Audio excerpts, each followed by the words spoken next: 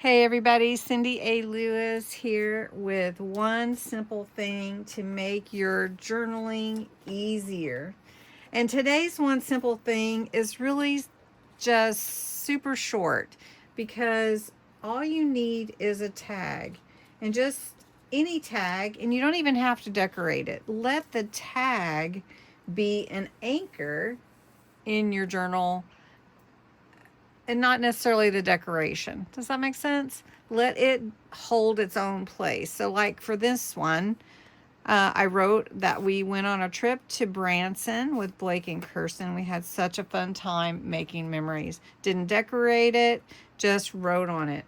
Or even a gift tag. A tag you bought from the store and that you would normally put to and from. I just wrote on here December 20th, the first Christmas with Crew, which is Kirsten's son. So let the tag be an anchor on your page and not necessarily be, a decoration.